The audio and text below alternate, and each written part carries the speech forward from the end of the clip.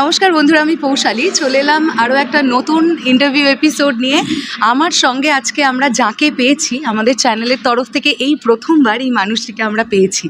পরম শ্রদ্ধেয় পরাণ বন্দ্যোপাধ্যায় আমাদের সঙ্গে এখন। কেমন আছেন দাদা? এই তো হয় তোমাদের মুশকিল, এই মটা আমি কানে গেল না। যদি উচ্চারণ করে থাকো ভালো, আর যদি না উচ্চারণ করে থাকো তাহলে কেমন আছেন হয়ে যাবে, কেন আছেন হয়ে যাবে। কেমন আছেন হ্যাঁ, আপনি? মটা শুনতে পেলাম। আছি ভালো মন্দ মিশিয়ে, মহাকালের নিয়মে যা চলবা সেইভাবে চলছে। 8ই অক্টোবর টেক্কা রিলিজ হচ্ছে ইয়েস।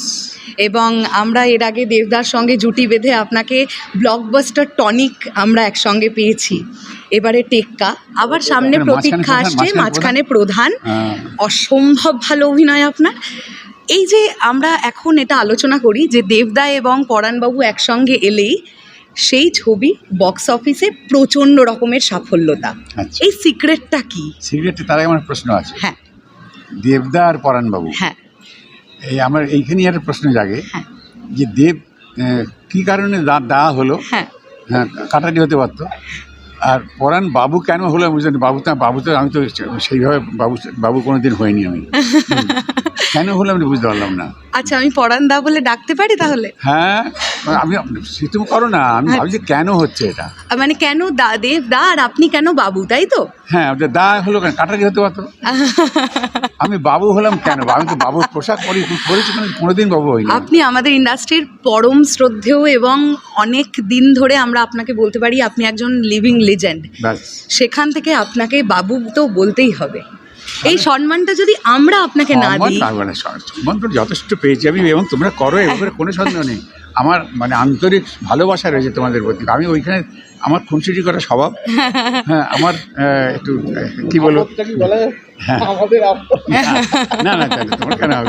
মানে যেটা হয় সেটা হচ্ছে যে একটা শব্দ বেরিয়েছে না, চাটা। হ্যাঁ হ্যাঁ, বুঝতে সুবিধা হয় বলে বললাম। এইটা আমার ভীষণ ভালো লাগে। হ্যাঁ, এটা না করে আমি আনন্দ পাই না। হ্যাঁ হ্যাঁ, বলো। এই সিক্রেটটা কি? এই যখনই বক্স অফিসে আসছেন এই দুজন মানুষ একসঙ্গে, প্রচণ্ড সাফল্যতা, বিষয়টা কি? বিষয়টা কি এবার আমি যদি বলি কেন বলবো। হ্যাঁ, কেন বলবো, কারণ এর জন্যে দায়ী হয় গল্প, দায়ী হয় পরিচালক, স্ক্রিপ্টটা, এবং পার্টিসিপেন্ট যারা আমি আর দেব, এই সব কিছু মিলিয়ে মিশে একটা প্যালেটেবল স্যালাড তৈরি হয়। আমিও কিছু না, দেবও কিছু না, সব কিছু মিলিয়ে টেস্টি একটা প্যালেটেবল স্যালাড তৈরি হয়। সেখানে আমরা খানিকটা দায় ভাগাতে নিতে পারি। আর দেব ভীষণ ডাউন টু আর্থ, সেটা আলাদা, এবং ও নিজেকে চিনতে পারে, জানতে পারে, এবং ওর মানে সেলফ অ্যাসেসমেন্ট প্রতিনিয়ত করতে করতে যায়। যেখানে সব মানুষের কিছু ক্ষমতা সীমাবদ্ধতা থাকে, লিমিটেশন যেটাকে বলা হয়, সকলের আছে, সকলের। কিন্তু ও এত সুন্দর সেটাকে কাটাবার চেষ্টা করে। যেহেতু আমি একটু বেশি পথ হেঁটেছি, সেই জন্য আমার সঙ্গে আলোচনা করে যে এটা কী করে হবে পড়ান, ওটা কী করে হবে পড়ান। আমার ওকে সন্তান ছাড়া কি তখন ভাবতে ইচ্ছে করে না, আমার সন্তান। এবং শুধু তাই না, ও এত সবার সঙ্গে মিশতে পারে, ডাউন টু আর্থ। ও কাউকে বিমুখ করে না। কেউ হয়তো কিন্তু ও দূর থেকে হাত তুলে উইশ করছে, তাকে ও সব কাজ ফেলে রেখে তাকে আগে বলবে, তারপরে বলছে হ্যাঁ বলো, এরকম করে। ভীষণ ভালো, মানে ভালো লাগে আমার। আর তারপরে হচ্ছে কি, মানে ও কেন আমার ইয়েটা কেড়ে নিয়েছে। ও একবার এই মিরাকেলে এসেছিলো, মানে গেস্ট হিসেবে। আমার পাশে বসেছিল, গল্প করতে করতে অনেক গল্প করতে তারপরে একবার সে বললো যে পরাণদা, আমার কিন্তু ভীষণ ইচ্ছে যে আমি বাবা মাকে একটা নতুন বাড়ি কিনে দেবো। That time I feel that it came from within. এবং এত ভালো লেগেছিল যে একটা গ্রামের ছেলে, তার তখন চাপা জশটা হয়েছে, কিন্তু ও ভাবছি বাবা মার কথা ভাবছি একটা নতুন বাড়ি কিনে দেবো। আমার সেই সময় ভীষণ টাচ করে গেছিলো ব্যাপারটা, এবং সেটা যেহেতু টাচ করে গেছি না, সেই মেমোরিতে আমার সেটা একদম সিল্ড হয়ে গেছে। তখন ছিল টনিকে, ওর আর আমার একটা সিন ছিল, তখন এটা ছিল তোমার সিকিমের কথা। তো না সেখানে না, অন্য কোথাও নর্থ বেঙ্গলে শুটিং হয়েছিল। ওটা দিল্লিতে, ইয়েতে তোমার কি বলে দার্জিলিংয়ে নয়, হ্যাঁ কালিম্পংয়ে হয়েছিল। হ্যাঁ হ্যাঁ হ্যাঁ। সে একটা সময় আমি টিপসিতে আছি, নিজের দুঃখের কথা বলছি, ছেলের কথা বলছি, ও তোর দুঃখের কথা বলছে, হ্যাঁ। বলতে বলতে বলতে বলতে এক সময় আমরা দুজনে বিকাম হার্ট। হ্যাঁ সেই সময় both of us couldn't help of tears.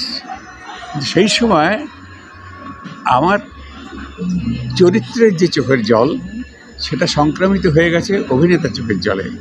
কারণ that time I recall that মানে matter which I met previously, ওইটা আমার ভীষণভাবে মনে পড়ে গেছে। এবং তখন মানে এই যে আরও বেশি ভালোবেসে ফেললাম আমি। হ্যাঁ, ওই যে বলেছিল অন্তর দিয়ে যে আমি বাবার জন্য বাড়ি কিনে দেবো, সেই সময় ওকে আমি যখন হাত করছি তখন ওকে আমি আমার সন্তান ছাড়া কিছু ভাবতেই পারছি না। যার জন্য ও মাঝে মাঝে কোথায় যেন বলে যাবে, শুনলাম কার মুখে, যে পরান্দা আমার বাবার মতো, যদি কোনো দিন আমাকে রক্ত দিতে হয় বলে। হ্যাঁ, প্রথম দিনেই দেবদা আপনার হৃদয়ের মণিকোঠায় একটা জায়গা করে নিয়েছিল, এটা আমরা বুঝতে পারছি। এবারে যদি আমরা একটুখানি আবার টেক্কাতে ফিরে আসি, টেক্কাতে টিজার দেখে আমাদের মনে হয়েছে আপনার চরিত্রটি একজন পলিটিশিয়ানের চরিত্র। আমাদের কি ঠিক মনে হয়েছে? হ্যাঁ, কেন বেটি মনে হবে? বেশ,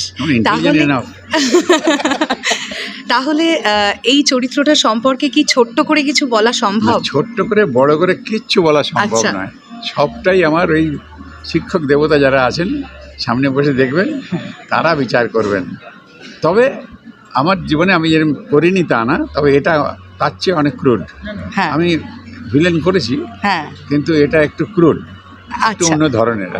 আচ্ছা, দেবদার সঙ্গে তো এতগুলো কাজ হয়ে গেল, আপনি অনেক সিনিয়র মোস্ট একজন, আপনার অভিজ্ঞতা অনেক বেশি। কখনো কোনো জায়গায় এরকম হতে পারে যে দেবদাকে আপনি বললেন যে এই জায়গাটা দেখো তো এরকম করলে কেমন হয়, উল্টো জিনিসটা কখনো ঘটেছে? ধরুন কোনো একটা জায়গা দেবদা আপনাকে বললো যে পরান্দা এই জায়গাটা যদি আমরা এরকম করি, এই বিষয়টা আপনি এই ব্যাপারটাকে কিভাবে দেখেন? আমি এটা দেখি, কিন্তু এখনো পর্যন্ত আমাকে বলেনি। আচ্ছা। বরং এটা বলেছে, ও পরান্দা এখানটা আমি কি করবো, এইটা বলেছে। সর্বক্ষণ একটা শেখার আগ্রহ। ভীষণ ভীষণ। আর মানে তবে এমন হয়েছে যে আমি হয়তো একটু কাত হয়ে দাঁড়িয়েছি, হ্যাঁ একটু কাত হয়ে দাঁড়িয়েছি, কি ইয়ে করে দাঁড়িয়েছি লাগছে তোমার।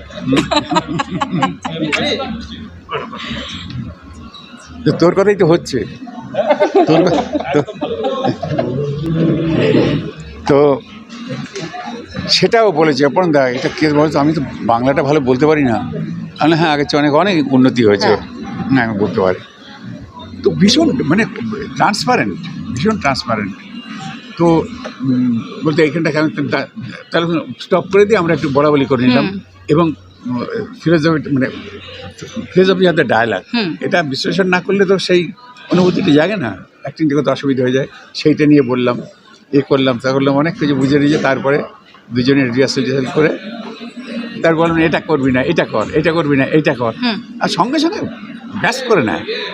ফলে ওর সঙ্গে এই আনন্দটা পাওয়া যায়। ওই যে আমি দেব, হ্যাঁ ওরা করলে আমার কিছু যাতে আসতো না, তার উত্তর আমি দিয়ে দিলাম। কারণ সেই রকম মানে সেই রকম না হলে আমি ওইভাবে তার সঙ্গে মিশবো না। সুতরাং ওর সঙ্গে মিশে আমি ভীষণ আনন্দ পেয়েছি। আর ও সুন্দরভাবে মেশে মানুষের সঙ্গে, শুধু আমার সঙ্গে বলে নয়, ও মানুষের সঙ্গে ভীষণ মিশতে পারে। টেক্কার ট্রেলার তো আজ আমরা দেখবো, টিজার আমরা দেখেছি। টেক্কার গল্পটা আজকের ডেটে দাঁড়িয়ে কতটা রিলেভেন্ট? দেখো, টেক্কার গল্পটা আমার হয়তো সম্পূর্ণ জানা নেই, যেটুকু অংশ জানা আছে তাতে করে মনে হচ্ছে যে ভীষণভাবে রিলেভেন্ট। এবং এইটা শুধু আজকের বলে নয়, আজকে হয়তো তার একটু মানে ব্লো আপ করা হয়েছে, কিন্তু এটা একটা চিরকালীন ব্যাপার আছে এর মধ্যে। সেটা তোমরা দেখলেই বা ভিউয়ার্সরা দেখলেই বুঝতে পারবেন যে কেন বলছি চিরকালীন। হ্যাঁ, কারণ এই ধরনের সমস্যা বিভিন্ন বৈশিষ্ট্য নিয়ে, বিভিন্ন মূর্তি নিয়ে, বিভিন্ন আকার নিয়ে এসে দাঁড়ায় আমাদের জীবনের সামনে। তো তার মধ্যে একটা ছবি এটা। দুর্গাপুজো মানেই আমরা জানি বাংলা ছবি কম বেশি প্রত্যেকটা ভালো ব্যবসা করবে, এবং এই সময়টার জন্যে অনেক সকল প্রযোজকেরা অপেক্ষা করেন তাদের ছবি নিয়ে। এবারে দুর্গাপুজোর ছবিগুলোর পারফরমেন্স কীরকম হবে বলে মনে হচ্ছে, যেখানে আরজি কর কাণ্ডের মতো একটা সেন্সিটিভ ইস্যু ঘটে গেছে রাজ্যে? এইটা কি জানো তো, মানুষ যেমন রাগতে পারে, ঠিক সেই রাগার মুহূর্তে সে এক গ্লাস জল খেতে পারে, মানে তার তৃষ্ণা নিবারণও করতে পারে। এর বিষয়ে আমি বলবো না কিছু। আমি যতটুকু বুঝলাম, মানুষ যেমন প্রতিবাদও করতে পারে, উৎসবের দিনে উৎসবেও ফিরতে পারে। Yes. ভালো থাকবেন পরাণদা, অনেক ধন্যবাদ আমাদের সময় দেওয়ার জন্য।